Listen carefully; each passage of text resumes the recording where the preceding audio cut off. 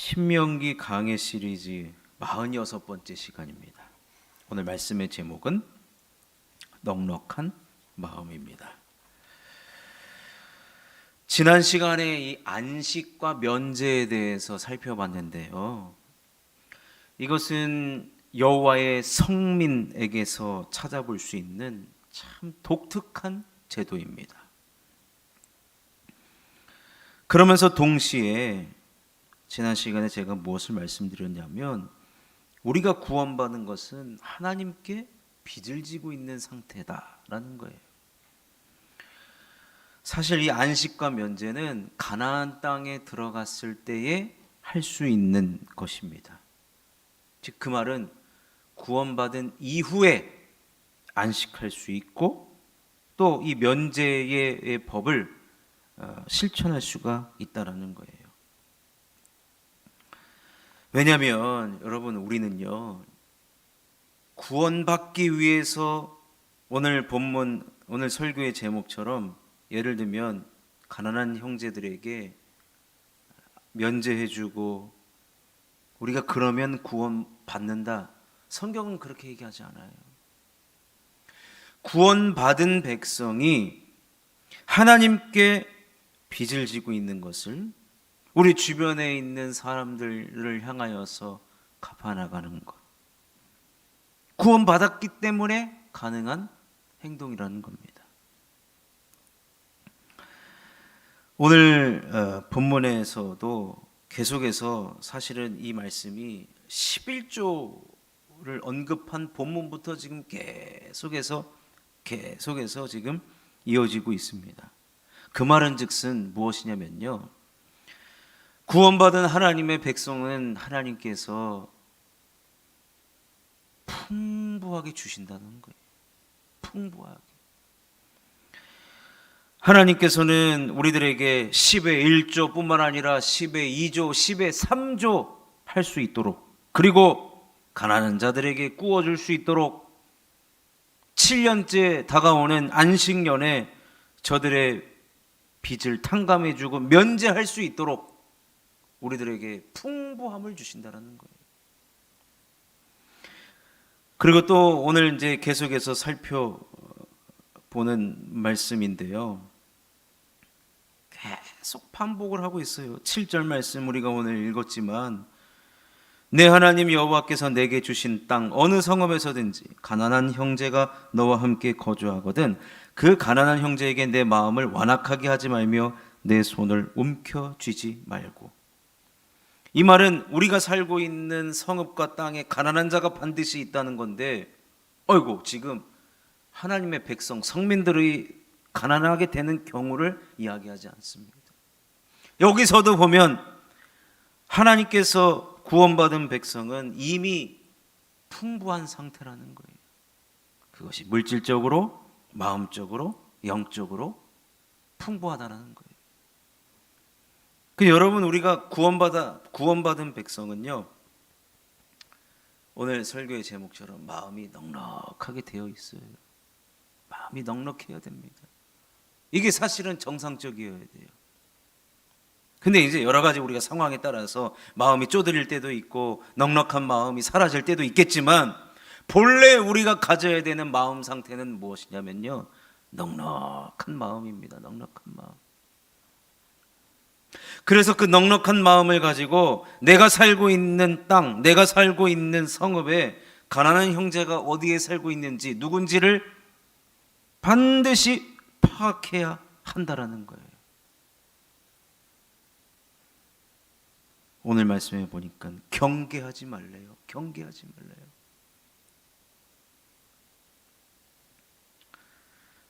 그리고 마음을 열고 넉넉한 마음을 가지라는 거예요. 내 마음을 완악하게 하지 말라. 넉넉하게 열린 마음으로 다가가라는 겁니다.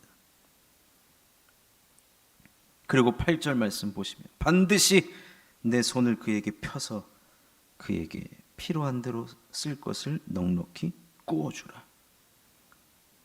손을 움켜쥐지 말고 손에 있는 것을 펴서 그에게 필요한 대로 쓸 것을 넉넉하게 구워주라. 이것도 사실은 그냥 주라는 게 아니에요. 구워주라는 거예요. 구워주라.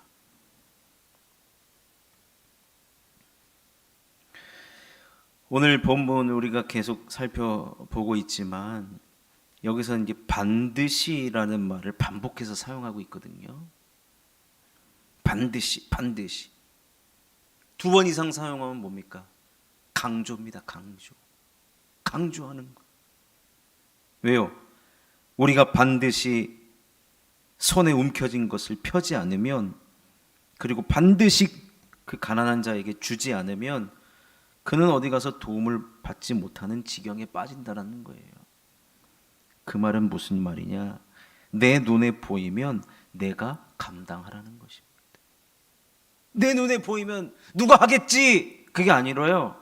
내 눈에 보이면 반드시 그것은 나에게 주시는 사인이라는 것을 받아들이고 넉넉한 마음을 펼치라는 거예요. 넉넉한 마음. 넉넉한 마음은 10절이 잘 드러내주고 있습니다. 너는 반드시 그에게 줄 것이요 줄 때에는 아끼는 마음을 품지 말 것이니라. 이로 말미암아 내 하나님 여호와께서 내가 하는 모든 일과 내 손이 닿는 모든 일에 내게 복을 주시리라. 반드시 그에게 줘야 되는데 줄 때는 아끼는 마음을 품지 말라는 것입니다. 넉넉한 마음으로. 여러분, 성경을 보면요, 하나님 어떤 사람들에게 관심이 있느냐? 저 궁전에서 왕으로 편안하게 사는 그런 사람들을 하나님 관심 별로 없어요. 관심 아예 없다는 얘기 아닙니다. 오해하시면 안 됩니다. 이 세상에 하나님 섭리하시기 때문에, 이 세상의 역사를 주관하시기 때문에 하나님은 다 정치 지도자들 뿐만 아니라 경제 지도자들에 대한 관심이 많아요.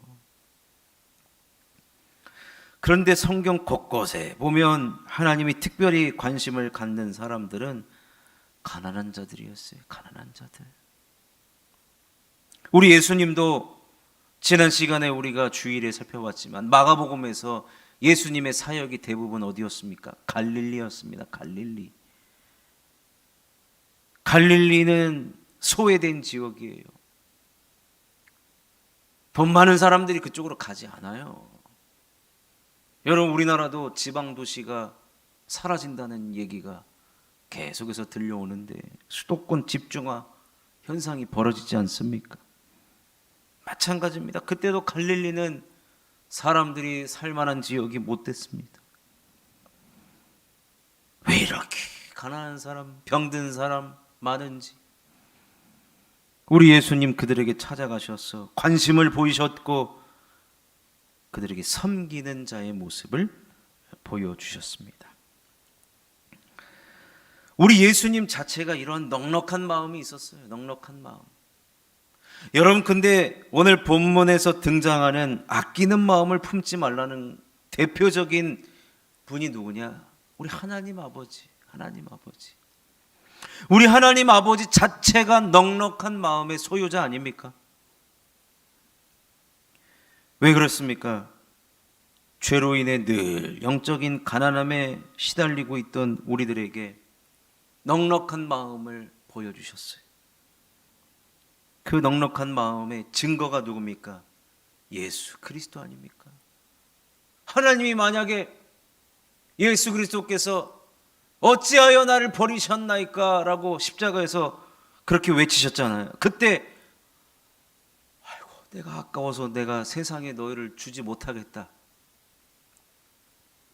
그래서 거기서 군대를 동원해가지고 아니면 천사를 동원해가지고 십자가에서 그냥 내려버렸으면 여러분, 우리는 구원이 없는 거예요.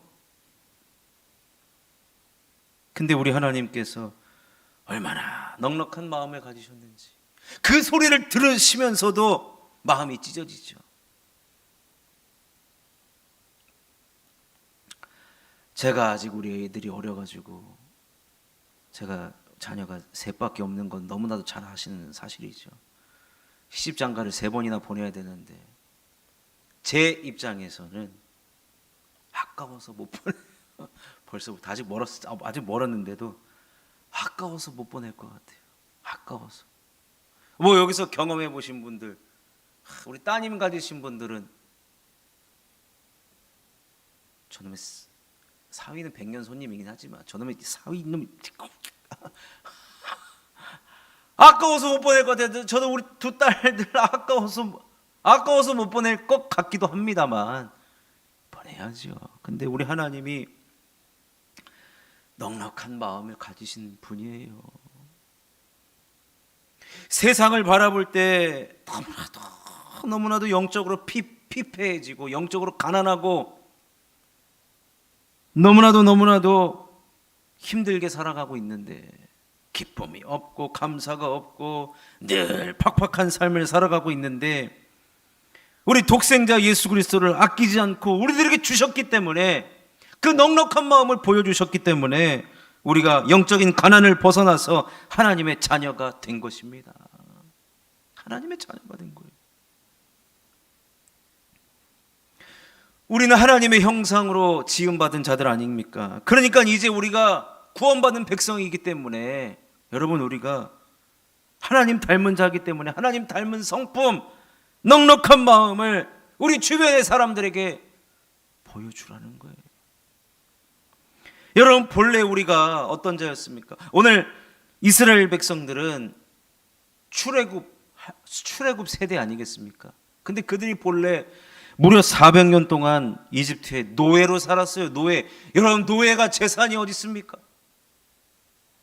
노예가 재산이 어디 있어요? 지지리도 없는 사람들이었어요. 아무것도 손에 쥔 것도 없는 사람들이었어요. 그래서 심지어 출애굽할 때 하나님께서 뭐라고 얘기했습니까? 이스라엘 사람들 가서 문을 두들겨 봐라. 그러면 그 사람들이 금과 은과 보화를 줄 것이다. 그거 가지고 나오지 않았습니까? 여러분 우리는 본래 가난한 자였어요. 지지리도 가진 것이 없던 자들이었습니다. 그런데 하나님께서 출애굽을 시키시고 비록 광야 40년 생활을 겪었지만 이제 가나안에 들어가면은 백성된 주인된 그 땅에 주인된 자격으로 들어간 거예요. 그러니까 그 땅에 가면 하나님께서 이른 비와 늦은 비를 주시고 먹을 것을 주시고 입을 것을 주시고 넉넉하게 주신다는 거예요. 그러면 우리의 마음이 그러니까 과거의 그 노예의 습관 그것을 당장 벗어버리라는 거예요.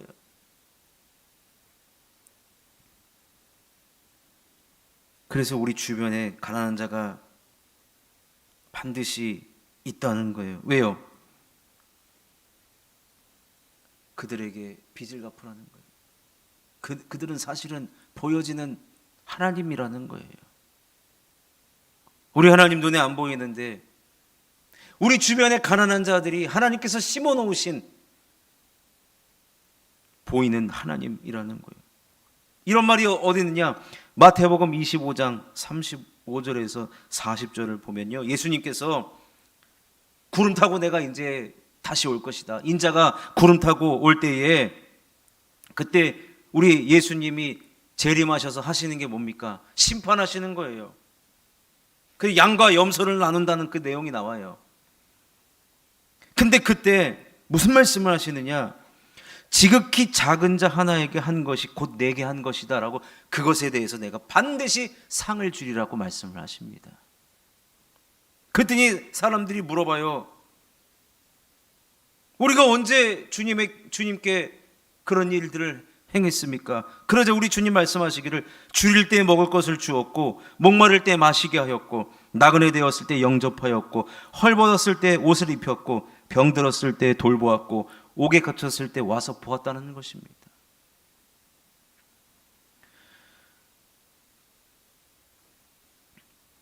그래서 마태복음 25장 40절에 이렇게 얘기합니다. 임금이 대답하여 이르시되 내가 진실로 너희에게 이르노니 너희가 여기 내 형제 중에 지극히 작은 자 하나에게 한 것이 곧 내게 한 것이니라 하시고 줄인 자, 목마른 자, 나그네 된 자, 헐벗은 자, 병든 자, 옥에 갇힌 자 돌보는 그 대상자들이 누구냐? 누구입니까? 우리 주님께 한 거나 마찬가지라는 거예요. 우리 주님께 한 거나 마찬가지다. 그렇게 한 것을 우리 예수님 다 기억하신다는 거예요. 그래서 심판날에 내가 상 주겠다는 거예요.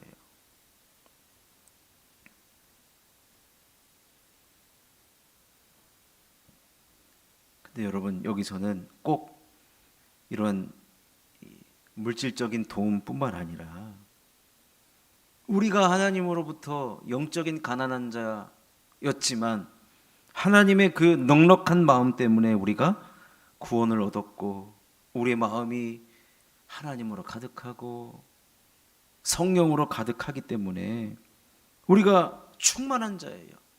우리가 마음이 넉넉한 자가 되었어요. 그렇기 때문에 우리 눈에는 반드시 영적으로 가난한 자들이 눈에 보여야 한다는 것입니다. 영적으로 메말라는 자들, 영적으로 줄인 자들, 영적으로 목마른 자들, 영적인 나그네들, 영적으로 헐벗은 자들, 영적으로 병든 자들, 영적으로 옥에 갇혀서 오도 가도 못하는 그런 자들을 우리가 반드시 돌보아야 한다는 겁니다. 그 돌보는 마음이 어떤 마음이냐 하면 넉넉한 마음이라는 거예요. 넉넉한 마음. 우리가 이렇게 살아가면요, 하나님께서 반드시 복을 주신다고 합니다. 10절 말씀에 이로 말미암아 이것 때문에 내 하나님 여호와께서 내가 하는 모든 일과 내 손이 닿는 모든 일에 내게 복을 주시리라. 얼마나 기가 막힌 복입니까? 또 한 가지 복을 약속하십니다. 11절이죠.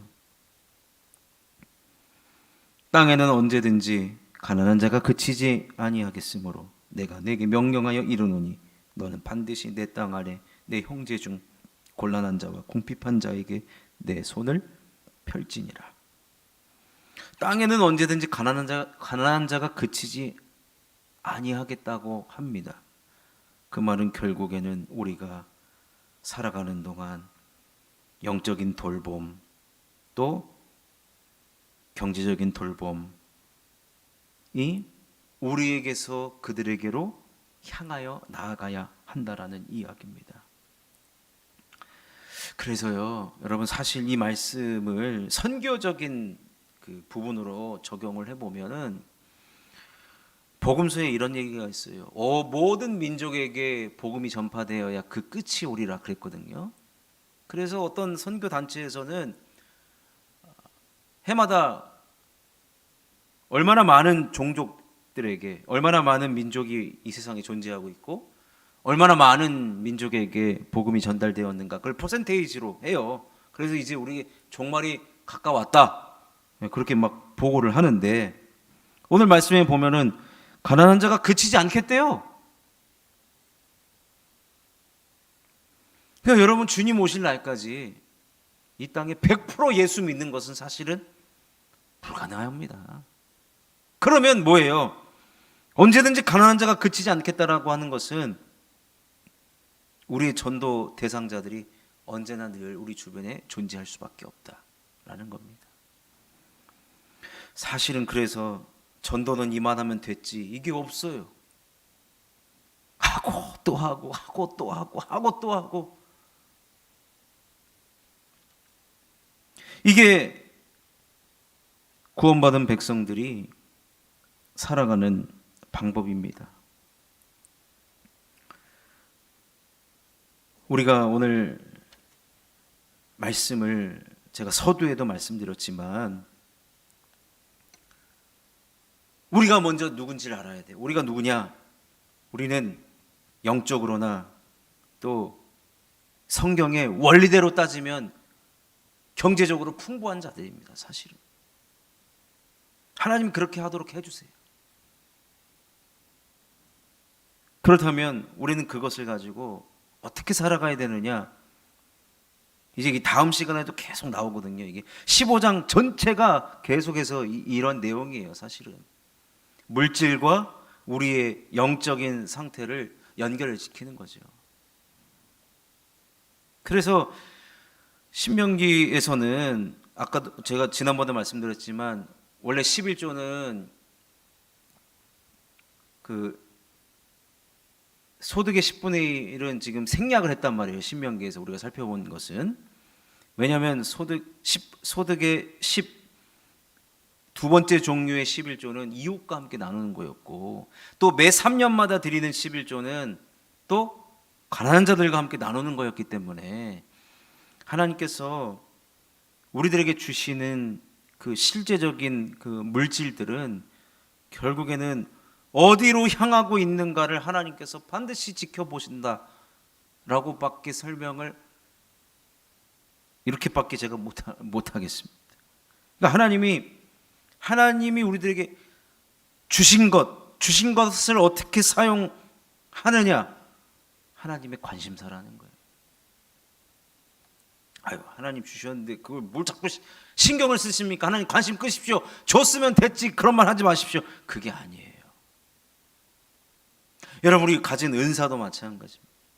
하나님께서 나에게 주신 은사, 독특한 은사들이 있을 거예요. 그런 은사들 어떻게 쓰여지고 있는가, 하나님 관심사라는 거예요. 근데 그 관심이 어디로 우리가 흘러가기를 원하느냐, 우리 주변에 있는 가난한 자라는 거. 그래서 오늘 11절에 맨 마지막에도 뭐라고 이야기합니까? 내 손을 펼지니라. 손에 움켜쥐고 있는 것, 사용하지 않으면 안 된다라는 거예요. 사용해라는 거예요. 받은 은사를 사용하고, 주님께서 주시는 넉넉한 마음도 사용하고, 주님께서 주시는 물질도 사용하라는 겁니다. 지난 시간에도 언급해드렸지만 우리 하나님 절대로 인색하신 하나님이 아니에요.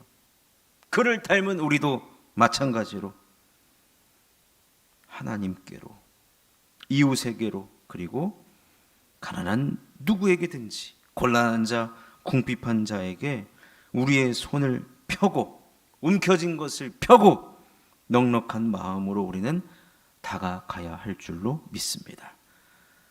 그러면 우리 손으로 하는 일, 우리가 하는 모든 일이래요. 모든 일,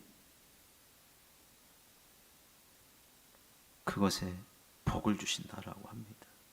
그 말은 즉슨 내가 가진 것을 쓰면 쓸수록 없어지는 게 아니라 하나님은 계속 생긴다는 거예요. 여러분, 우리가 노후 대비 막 지금 뭐 연금 개혁을 어떻게 해야 되나 지금 계속 고민이 하잖아요. 내가 낸 것보다 못 받으면 어떻게 하냐, 이게 걱정 아닙니까 사실은? 근데 우리 하나님의 법칙에 있어서는요, 걱정할 필요가 없어요. 나에게 주신 것을 주님을 위해서, 이웃을 위해서, 가난하고 곤란하고 궁핍한 자들을 위해서 쓰면 쓸수록 하나님이 내가 하는 모든 일과 내 손이 닿는 모든 일에 복을 주신다는 겁니다. 마르지 않는다는 거예요. 그래서 무슨 말도 있냐면, 그 흐르는 물에 던지라 그랬어요. 하나님은 다 기억하십니다. 기억하시고, 채워주실 것은 채워주시고, 갚아주실 것은 갚아주시고, 중요한 건 뭐예요? 넉넉한 마음을 가지고 그것을 사용할 줄 알아야 된다는 것입니다. 사랑하는 성도 여러분, 오늘 이 말씀을 기억하시면서 우리 주변에 가난한 자들, 영적으로, 경제적으로, 물질적으로 가난한 자들, 우리 주변에 있는 이유를 꼭 기억하시고, 우리는 풍부한 자라는 것을 먼저 여러분 꼭 기억하셔야 됩니다. 나는 풍부한 자다. 그러니 내게로부터 반드시 흘러가야 한다라는 것을 여러분 꼭 기억하시고, 넉넉한 마음의 소유자가 되시기를 예수님의 이름으로 축원하옵나이다.